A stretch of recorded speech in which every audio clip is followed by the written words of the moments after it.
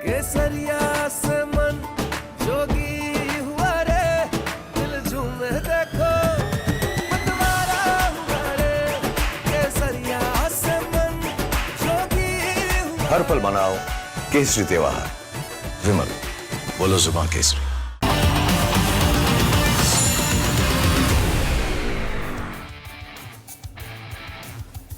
नमस्कार, रिपब्लिक भारत आप देख रहे हैं, मैं आपके साथ सागर मिश्रा। स्वागत है आपका हमारे खास बुलेटिन में। देश का सबसे स्वच्छ शहर और पानी के नाम पर जहर, यही तो हकीकत है। मध्य प्रदेश के इंदौर की, जहां पर पानी के चलते कई जिंदगियां काल की गाल में समा गई, लेकिन जिम्मेदारों की बेशर्मी की हद यह है कि कोई मामले पर सवाल होने पर वो बदतमीजी करता है। कोई आराम से वहां पर झूला झूल रहा है, जैसे रोम जलता रहा और नीरो बंसी बजाता रहा। वही हो रहा है इस समय मध्य प्रदेश के इंदौर में। देखिए आप।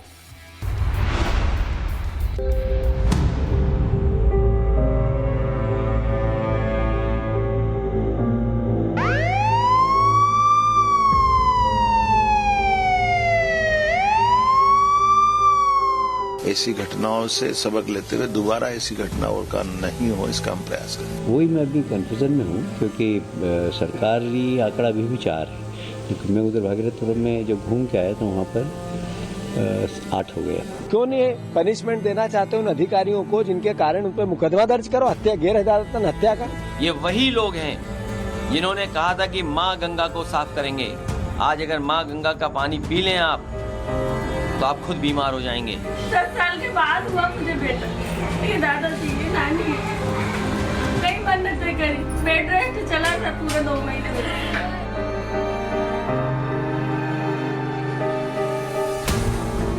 इस मां की आंखें मध्य प्रदेश के मोहन यादव सरकार से सवाल पूछ रही हैं।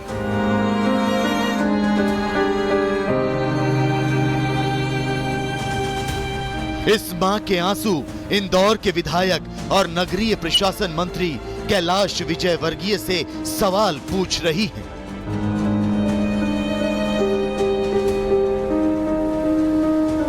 ये ना सर, एक बुढ़ापे ये दादा दादी का सहारा, उनको खेलने कूदने का एक खिलौना था।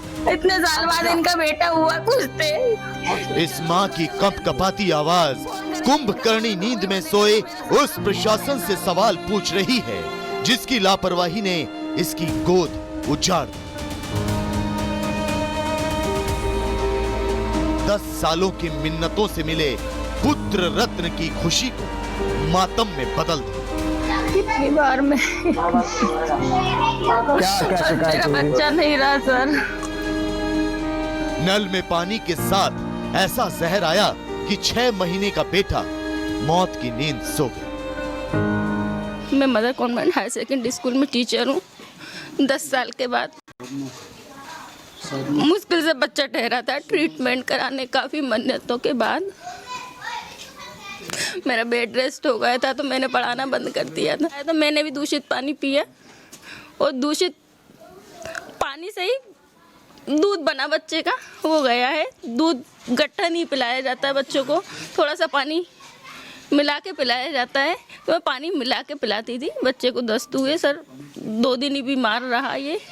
हम डॉक्टर के पास गए, जैसे ही दस्त लगे उसके लिए उल्टी दस्त हुए, तो 3 पुलिया पर लेकर गए। उन्होंने मेडिसिन्स वगैरह दी, मेडिसिन्स ली। अब 2-3 दिन तक चलता है, बट हम दूसरे दिन ही दिखाने लेके आए यहाँ पर। 1 दिन रहा बच्चा, तो यहाँ पर सीएच अपोलो में दिखाया कि चलो बच्चे का ट्रीटमेंट एक बार और दिखा देते हैं, बच्चा थोड़ा सा नर्वस है।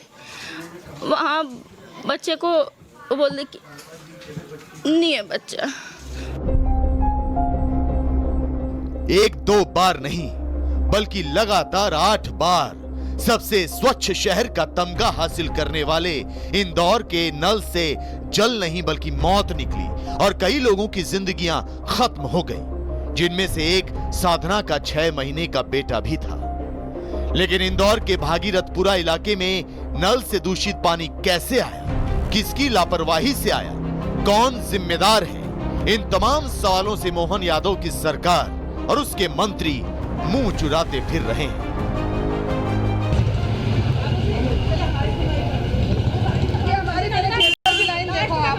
नर्मदा का पानी, वो डेंगू का पानी, आप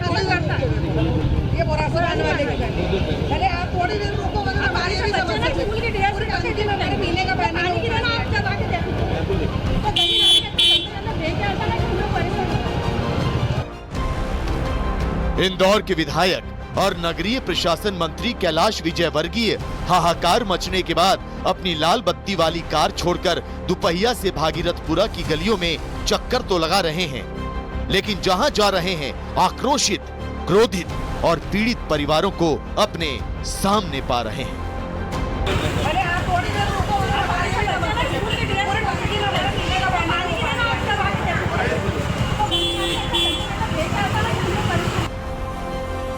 मोहन यादव इंदौर का दौरा कर उचित कार्रवाई का दावा कर रहे हैं। कैलाश विजयवर्गीय कह रहे हैं कि जब तक भागीरथपुरा इलाके के नलों में साफ पानी नहीं आएगा वो यहीं रहेंगे। सड़क पर सोफा डालकर लोगों की शिकायतें सुन रहे हैं, मीटिंग करके अधिकारियों को खरी खोटी सुना रहे हैं, तो उनके अधिकारी इलाके की टंकी और टंकी से होने वाले पानी के सप्लाई की जांच में जुट गए हैं। यही नहीं, लोगों को पानी उबालकर और छान कर पीने की सलाह दे रहे हैं।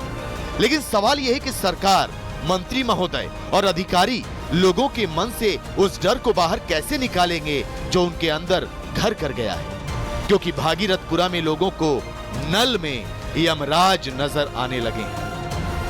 हमने भरे नहीं पानी, डर के मारे भरे क्या? जब वो पानी इतना गंदा आ रहा और उससे अभी इतने जने बीमार हो तो क्या करेंगे वो पानी को पी के? आज तो मतलब गंदा पानी आया था। हाँ, आज भी थोड़ा वक्त पहले ही पानी आया था, तो हमने नहीं भरा वो पानी। अरे ये बारिश में भर जाता है यहाँ तक पानी, नर्मदा पानी में 8 दिन में कितना मतलब ज्यादा ही वो हो गया कि बीमारी का वो हो गया। कीड़े छान के भी भरते ना, उसमें बारी बारी कीड़े दिखते हैं, तो मैं तो दवाई डाल के ही पी रहे हम लोग। तो लोग मारे डर के मंत्री जी भी मार्केट का बोतल बंद पानी ही पी रहे हैं। लेकिन सवाल मोहन सरकार और उनके मंत्री से ही पूछे जाने चाहिए कि कई बार दूषित पानी की शिकायत के बावजूद प्रशासन ने सुनवाई क्यों नहीं की। 1 साल पहले से वाटर सप्लाई लाइन डलवाने का काम अटका हुआ क्यों रह गया। 6 महीने पहले टेंडर निकालने के बावजूद वाटर सप्लाई लाइन क्यों नहीं डाली गई। सिस्टम की लापरवाही और लोगों की शिकायत पर सरकार ने एक्शन क्यों नहीं लिया। मौत 4 ही पुष्टि हुई। ये मैसेज क्या है? ये मैसेज था कि मौत को छुपाना है।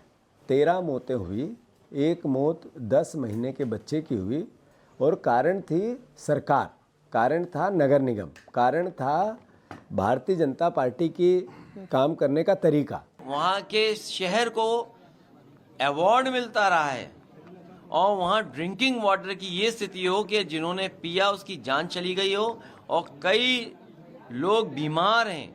आप कल्पना नहीं कर सकते हैं, ये वही लोग हैं जिन्होंने कहा था कि माँ गंगा को साफ करेंगे।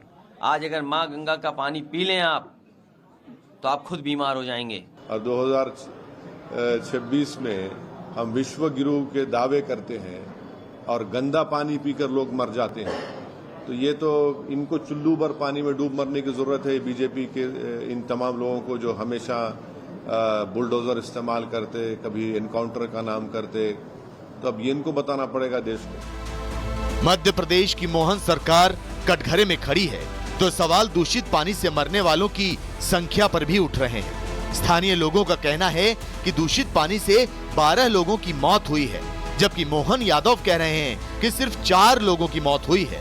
लेकिन इंदौर के विधायक कैलाश विजयवर्गीय को तो ये भी नहीं पता कि मरने वालों की तादाद कितनी है। वो सोशल मीडिया पर हुई किरकिरी के बाद सिर्फ और सिर्फ अपने फेस सेविंग का रास्ता तलाशते नजर आ रहे हैं। देखिए, डेथ कितनी हुई अभी मैं नहीं बोल सकता, क्योंकि ऑफिशियल आंकड़े डॉक्टरों से पूछने के बाद ही बताऊंगा। बाकी जिनकी भी मृत्यु हुई है उनके परिवार को हम 2-2 लाख रुपए देंगे। जितने भी पेशेंट आए हैं सबको हम निःशुल्क इलाज करा रहे हैं। यहाँ पर बैठकर एम्बुलेंस हमने 5 लगा रखी है। जो भी ऐसा गंभीर पेशेंट आ रहा है उसको तत्काल हम भेज रहे हैं। कल से पेशेंट्स आने की संख्या कम हुई है। पानी में जहर और मौत के कहर का सच जानने के लिए रिपब्लिक भारत की टीम भी ग्राउंड जीरो पर पहुंची, लोगों से बात की, तो पता चला कि कैलाश विजयवर्गीय सिर्फ भागीरथपुरा में घूमते नजर आए, लोगों से बात करने और दुख बांटने की जहमत तक नहीं उठाई। भगीरथपुरा की जिस भी गली, जिस भी सड़क पर आप गुजरिए, वहां पर सिर्फ आपको खामियां नजर आएंगी। बीच सड़क पर यहां पर अगर आप देखेंगे, ये पूरा ड्रेनेज सिस्टम है, बीच से ये पाइपलाइन जा रही है जिसमें नाले का गंदा पानी है। ये रहा गटर, और यहां पर हम आते हैं, यहां पर एक बाइक लगी हुई है। जरा इस ढक्कन को हटाइएगा भैया। ढक्कन खोलते ही इसमें से बदबू आती है, और ये बताया जा रहा है कि आज की सप्लाई का वाटर है। इसी से चलाते हैं, इसी से नहाते हैं, वो पानी भी इसी का इस्तेमाल करते थे। इसी का करते हैं। हाँ। तो ये गली गली में आते हैं वोट के लिए, हार पहन के हमारे पैर पड़ते हैं, सब कुछ करते हैं, तो ऐसे आना चाहिए ना, हम बीमार है तो। फिलहाल लीपा पोती का काम जारी है। लोगों की मौत पर मुआवजे का मरहम लगाया जा रहा है। मंत्री और अधिकारी भागीरथपुरा में अपनी मौजूदगी दर्ज कराकर खाना पूर्ति कर रहे हैं, तो इलाके के पार्षद कमल वाघेला झूला झूल रहे हैं। इंदौर के लोग दूषित पानी पीकर बीमार होते रहे, मरते रहे, लेकिन किसी ने सुध नहीं ली। जब पानी सिर से ऊपर चला गया, तब सरकार के कुछ नुमाइंदों की नींद जागी। कार्रवाई के तौर पर कुछ अफसरों को सस्पेंड किया गया, लेकिन जवाबदेही फिक्स नहीं की गई। न सरकार, न मंत्री, न अधिकारी और न पार्षद, किसी की कोई जवाबदेही नहीं, कोई सजा नहीं। मगर सवाल ये कि ऐसा कब तक होता रहेगा? मोहन यादव सरकार अपने पार्षद और मंत्री पर कार्रवाई करेगी? क्या मोहन यादव सरकार सार्वजनिक माफी मांगेगी? Bureau report, Republic Bharat. Indore के दूषित पानी कांड को लेकर एक बड़ी खबर आ रही है। बड़ा खुलासा हुआ है। भगीरथपुरा में पानी की वजह से लोगों की मौत हुई। लैब रिपोर्ट में पानी के दूषित होने की पुष्टि हुई है। MGM मेडिकल कॉलेज की लैब में इस सैंपल की जांच की जा रही है, लेकिन यह मौत का आंकड़ा इस समय बढ़ता हुआ, जो वाकई में परेशानी का विषय बना हुआ है। प्रशासन का लगातार पल्ला झाड़ना और सरकार का इस तरफ ध्यान ना जाना, यह वाकई में देखिए बहुत चिंता की बात, और कई लोगों की लगातार होती मौतें। ये तस्वीरें MGM मेडिकल कॉलेज की लैब में देखिए, सैंपल की जांच की गई और पूरे इंदौर में इस समय हाहाकार मचा हुआ है। उन गलियों में इस समय वीरानी छाई हुई है जहां पर छोटे छोटे बच्चे दूषित पानी की वजह से जिनकी मौत हो गई।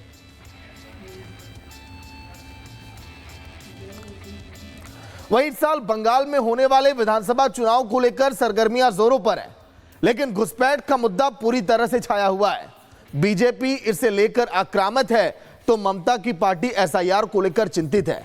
इस बीच कांग्रेस ने दीदी को उन्हीं के गढ़ में निशाने पे ले लिया है, वोट चोरी को हथियार बना लिया है। ऐसे में वोट चोरी पर कांग्रेस का स्टैंड क्या है, ये सवाल अब उठने लगे हैं। देखिए आप।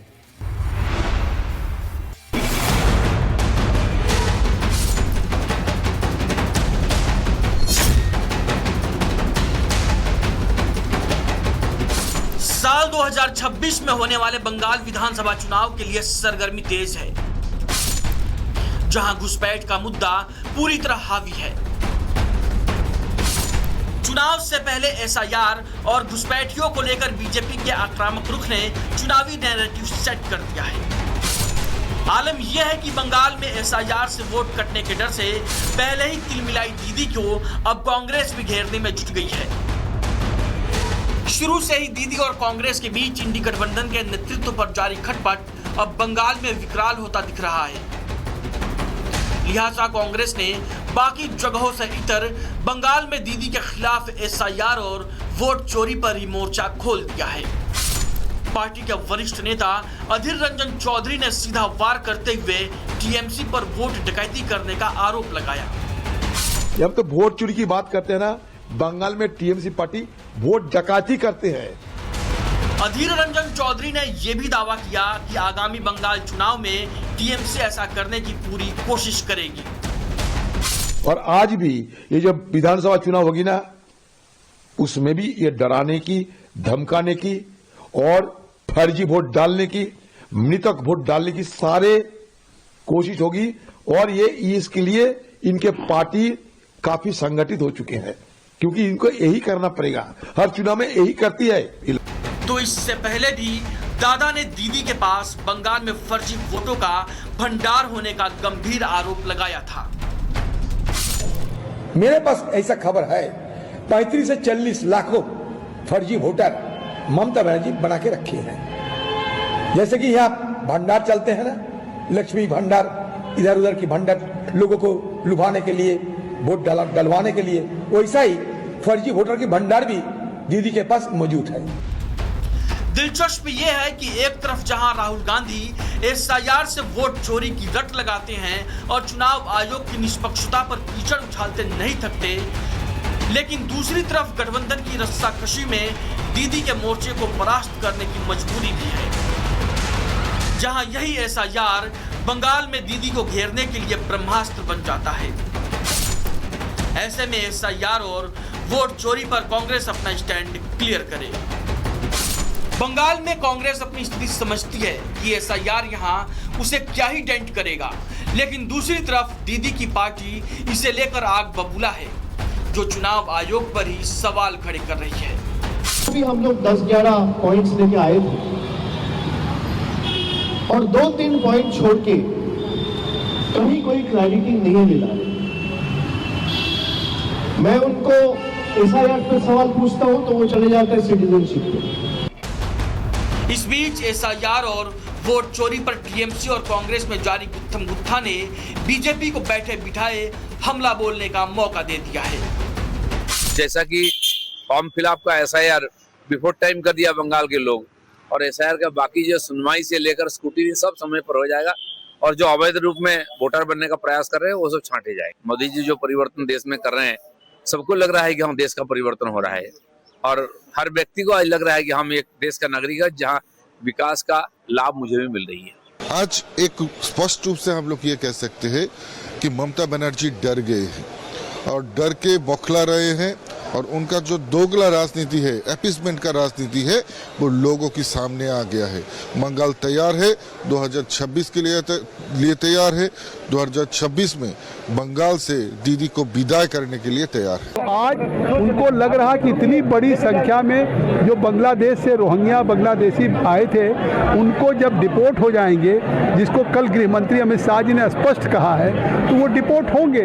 तो अब उनको लगता कि अगर ये रोहिंग्या बांग्लादेशी अवैध वोटर जो थे, अब उनको अपनी हार सुनिश्चित नजर आ रही, इसलिए ममता बनर्जी का बयान बौखलाहट का बयान। बंगाल में घुसपैठ का मुद्दा चुनावी मौसम में पूरी तरह छाया हुआ है, जिस पर बीजेपी खुलकर बात कर रही है। जहां टीएमसी बचाव की मुद्रा में है, वहीं कांग्रेस बंगाल में ममता की साख गिराने के लिए वोट डकैती के रूप में वोट चोरी का अपग्रेडेड वर्जन लेकर आई है, जो दूसरी जगह अपनी हार का ठीकरा ईसी और बीजेपी पर फोड़ने में होता है, तो बंगाल में दीदी को कमजोर करने में। Bureau report, Republic Bharat. वहीं बांग्लादेश में हिंदुओं पर हो रहे अत्याचार के बीच आईपीएल से बांग्लादेशी खिलाड़ियों को बाहर करने की मांग पूरे देश में अब जोर पकड़ती जा रही है। लेकिन इसको लेकर आईपीएल गवर्निंग बॉडी और कुछ ही तथाकथित ठेकेदारों के बयान जो लोगों के गुस्से की आग में अब घी डालने का काम कर रहे हैं। आखिर क्यों, देखिए आप।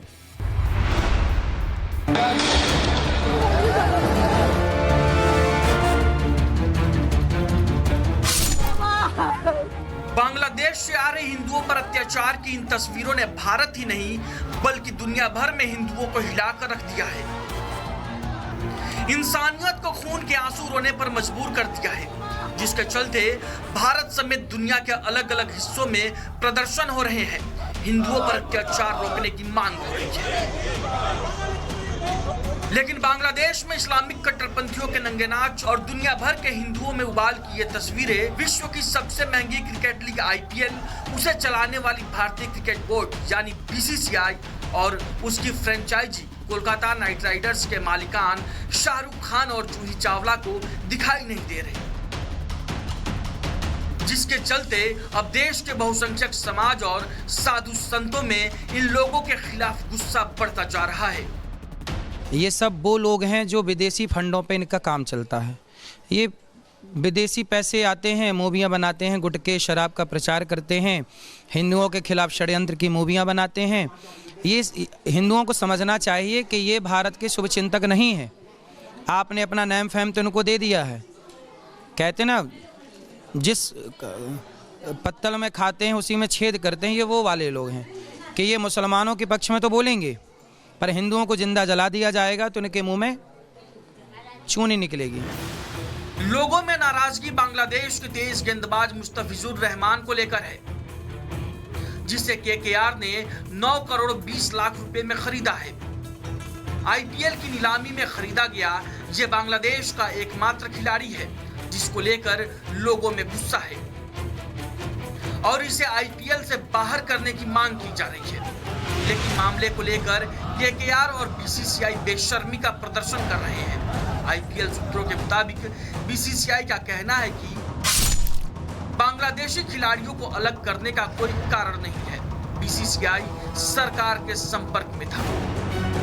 बांग्लादेश में हिंदुओं पर अत्याचार हो रहा है और बीसीसीआई बड़ी बेशर्मी से कारण ढूंढ रहा है। ऐसे में सवाल ये है कि क्या बीसीसीआई को ये तस्वीरें नहीं दिखती? क्या हिंदुओं की हत्या से बीसीसीआई को कोई फर्क नहीं पड़ता? किसी की मौत पर काली पट्टी बांधने वाले बोर्ड के लिए हिंदुओं की जान की कोई कीमत नहीं है? क्या देश के बहुसंख्यकों की भावनाओं से बीसीसीआई को कोई लेना देना नहीं है? देखिए, कहीं ना कहीं हिंदुत्व के लिए वहाँ पर एक ऐसा वो एक मूवमेंट तो चल रहा है जो हिंदुत्व के खिलाफ है।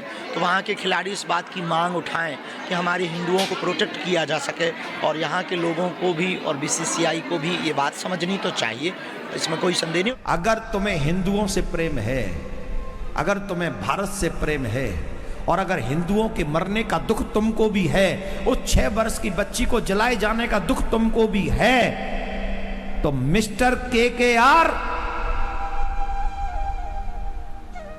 उस खिलाड़ी को, बांग्लादेश के खिलाड़ी को अपनी टीम से निकाल के बाहर करो। सिर्फ इतना ही नहीं है कि बांग्लादेश में हिंदुओं को निशाना बनाया जा रहा है। एक देश के रूप में भारत के खिलाफ भी वहां के कट्टरपंथी खूब जहर उगल रहे हैं। कभी भारत को तोड़ने की बात करते हैं तो कभी भारत की जमीन को हड़प कर ग्रेटर बांग्लादेश बनाने की बात। लेकिन ये भी बीसीसीआई और कोलकाता नाइट राइडर्स को दिखाई नहीं देता। और तो और देश में कुछ ऐसे ठेकेदार भी हैं जिन्हें ना तो शाहरुख खान की करतूत में कुछ गलत नजर आता है और ना ही बांग्लादेश पर कुछ बोलने के लिए वो तैयार हैं। इसके लिए तो भारतीय क्रिकेट बोर्ड जिम्मेदार है। क्रिकेट बोर्ड ने अगर उसकी इजाज़त दी होगी तभी शाहरुख खान बांग्लादेश से या किसी भी देश से जो प्लेयर मंगाए जाते हैं उसमें जो लोकल क्रिकेट बोर्ड का उसमें परमिशन आवश्यक होता है। उसकी अगर परमिशन नहीं होगी तो नहीं होगा। और शाहरुख खान के बारे में इस तरह की बात करना उचित नहीं है। शाहरुख खान ने कितनी ऐसी फिल्में बनाई है जो जिसका देशभक्ति से सीधा संबंध रहा है। वैसे कलाकार के बारे में इस तरह की घटिया बात कहना उचित नहीं है। शाहरुख खान अगर वहाँ पर क्रिकेटर से अगर कोई मुआहिदा करते हैं तो ये गद्दारी नहीं है। अगर हाँ उन्होंने ये कहा होता कि अल्पसंख्यकों के साथ जो कुछ हो रहा है वो दुरुस्त है तो गद्दार कहना चाहिए, आतंकवादी कहना चाहिए। मगर इन तमाम चीज़ों को बगैर गौर व फिक्र किए हुए शाहरुख खान को गद्दार कहना या आतंकवादी कहना ये कतई दुरुस्त नहीं है। किसी सूरत पर इसको सही करार नहीं दिया जा सकता। जहां मुस्लिम नाम आ जाए विरोध बहुत आसान हो जाता है। शाहरुख खान मुस्लिम है, जो बांग्लादेश क्रिकेटर उन्होंने खरीदा है वो मुस्लिम है, तो विरोध तो बनता है। क्योंकि यहाँ जो नफरत है मुसलमान के खिलाफ वो नफरत एकदम उभर के सामने आ जाती है। अरे भाई आपको क्या लेना देना, ये क्रिकेट टीम उनकी है, वो किसको इसमें खिलाना चाहते हैं किसको नहीं खिलाना चाहते हैं। अगर वो संविधान के खिलाफ करेंगे तो कानून देखेगा ना उनको, सरकार समझेगी ना उनको।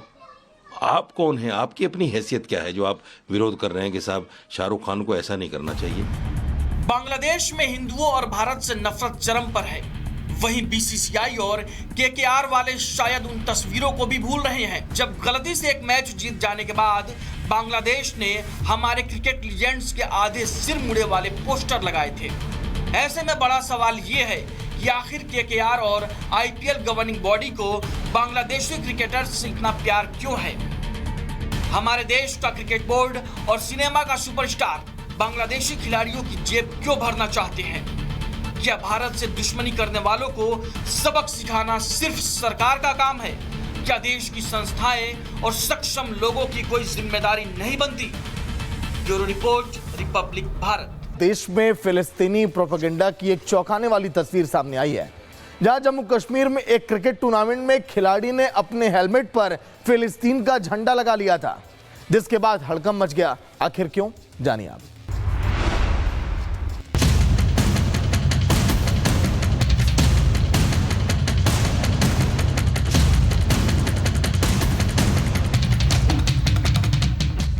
भारत में फिलिस्तीन प्रेमी जमात की फहरिस्त लंबी होती जा रही है, जो समय समय पर खुद की मौजूदगी का एहसास कराने की खातिर प्रोपेगेंडा फैलाने की जुगत में रहती है, जो देश की सबसे बड़ी पंचायत में संविधान की शपथ लेते हुए फिलिस्तीन की जय जयकार करती है।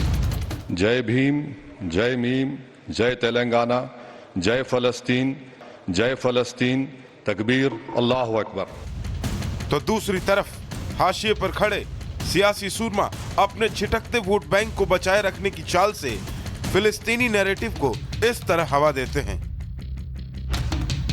तो देश भर में फिलिस्तीनी इंतिफादा से भरे पैरोकारी भाईजान सड़कों पर बेखौफ प्रदर्शन कर शांति सौहार्द बिगाड़ने की कोशिशें करते हैं। भारत में इसी फिलिस्तीनी प्रोपेगेंडा वाली टूलकिट का अब एक नया और खतरनाक रूप देखने को मिला है, जहां एक क्रिकेट लीग में खिलाड़ी ने इसी को आगे बढ़ाया।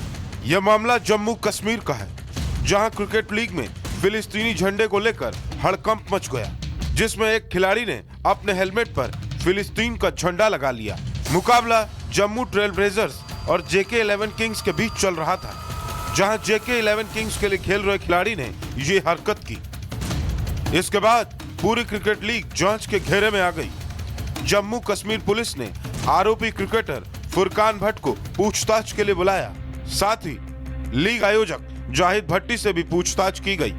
देखिए, अगर बात की जाए, इस वक्त हम दोबाना पुलिस स्टेशन के बाहर मौजूद हैं, जहां फुरकान को जो है पूछताछ के लिए बुलाया गया है। इस बीच ऑर्गेनाइजर्स की तरफ से जो है फुरकान पर बैन लगा दिया गया है। ये बैन जो है जम्मू कश्मीर चैंपियंस लीग के लिए लगाया गया है, क्योंकि एक प्राइवेट वेंडर था, एक प्राइवेट टीम थी, स्पॉन्सर्स की तरफ से ये टूर्नामेंट करवाया गया था। आपको बता दें कि फुरकान ने इसके अलावा भी एक और प्रीमियर लीग है जो जम्मू में हो रही है, उससे भी खेला था। तो वहां पर भी अब ऑर्गेनाइजर्स को जो है समन किया जाएगा, उनसे भी पूछताछ की जाएगी। इसी बीच मामला तूल पकड़ने पर आयोजकों ने आरोपी खिलाड़ी को जम्मू कश्मीर चैंपियंस लीग से बैन कर दिया। इस बीच राज्य क्रिकेट संघ का भी बयान सामने आया है। ये बहुत ही सीरियस मैटर है कि एक प्रोवोकेशन है, इससे जो पीस है, जो हार्मनी है, वो खराब हो सकती है और इसके लिए संज्ञान लेना चाहिए और ऐसे खिलाड़ी को बैन करना चाहिए। वहीं देश में फिलिस्तीनी प्रेमी जमात के इस नए हथकंडे पर सियासी प्रतिक्रियाएं भी सामने आ रही हैं। खेल के मैदान पे भी अलगाववाद की भावना और खासकर इस तरीके की संवेदनहीनता ये कभी भी बर्दाश्त नहीं की जाएगी। उक्त लोगों के खिलाफ कार्रवाई भी हो और इस सारे मामले की पूरी जांच भी हो। देश में फिलिस्तीनी प्रेम के प्रोपेगेंडे की ये तस्वीर डराने वाली है, जो ये सोचने को मजबूर करती है कि आखिर कट्टरपंथ का कुआं कितना गहरा है। साथ ही ये भी अरबों के बीचों बीच जिस फिलिस्तीन के लिए भारत की एक खास प्रोपेगेंडा से भी जमात हो हल्ला करती है, लेकिन बंगाल की खाड़ी के पास एक पड़ोसी बांग्लादेश में शांति दूत के ही राज में हो रहे हिंदुओं के नरसंहार पर चुप्पी साध लेती है। आखिर ये दोहरे मापदंड कब तक चलेंगे? Bureau report, Republic Bharat.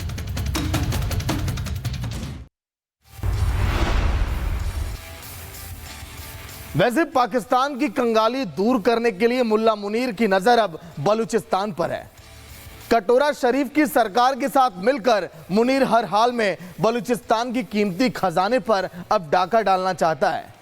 वहीं बलोच जब मुनीर के इरादों को नाकाम करने की कोशिश कर रहे हैं, तो वो भारत पर अपनी भड़ास अब निकाल रहा है। देखिए आप।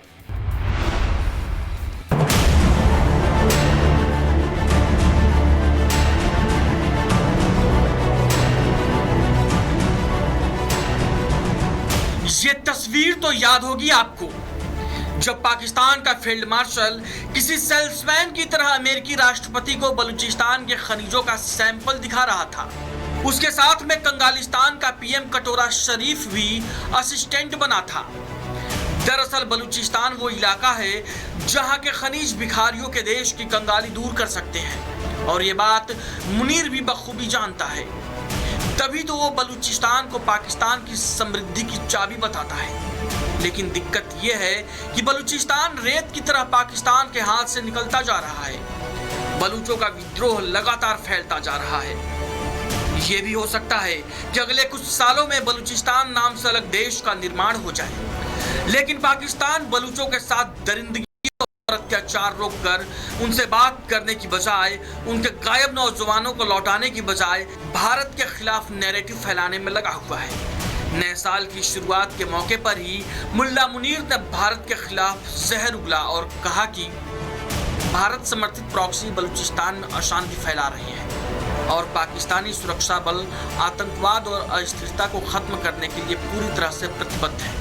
पाकिस्तान की संप्रभुता और क्षेत्रीय अखंडता के किसी भी उल्लंघन का कड़ा और निर्णायक जवाब दिया जाएगा।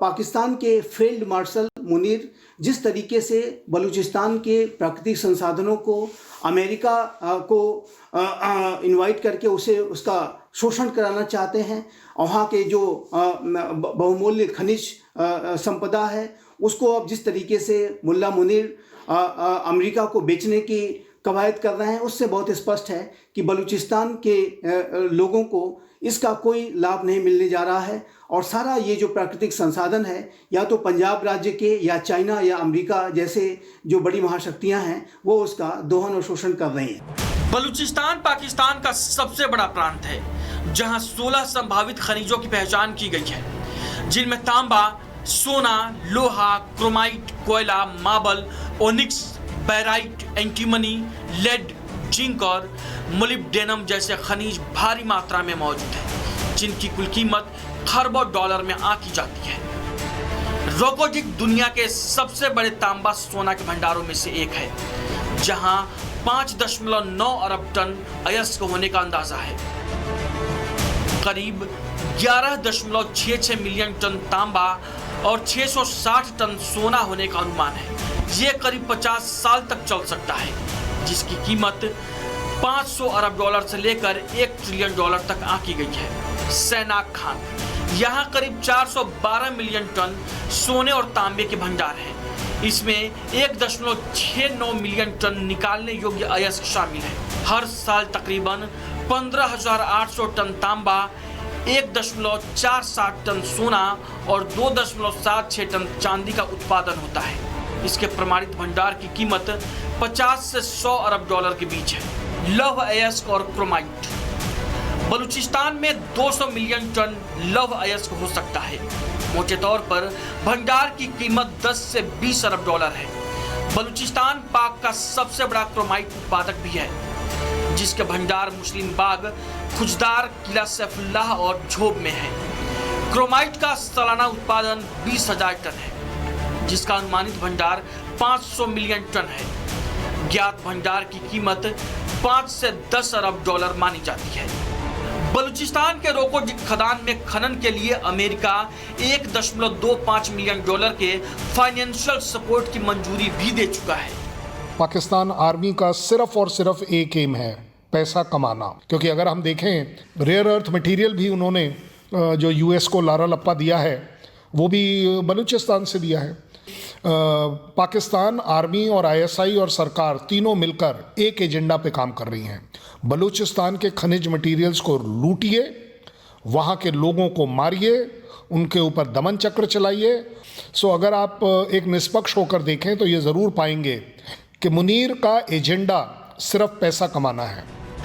पाकिस्तान में कटोरा शरीफ की सरकार और मुल्ला मुनीर हर हाल में बलूचिस्तान की संपदा को बेचकर अरबों डॉलर कमाना चाहते हैं, जिसके लिए अमेरिका से डील हो गई है और चीन तो यहाँ सालों से खुदाई कर रहा है।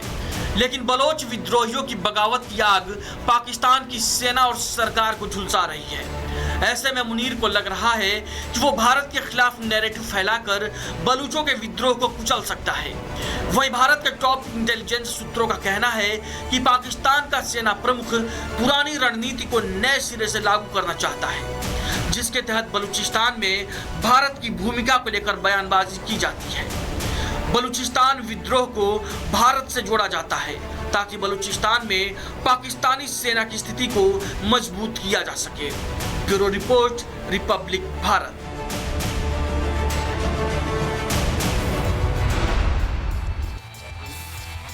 तो फिलहाल के लिए इस बुलेटिन में इतना ही। कल फिर होगी मुलाकात। नमस्कार।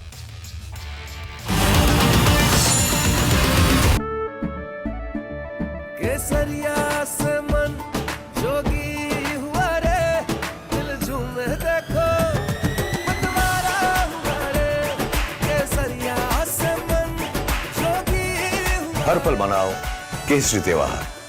विमल, बोलो जुबान केसरी।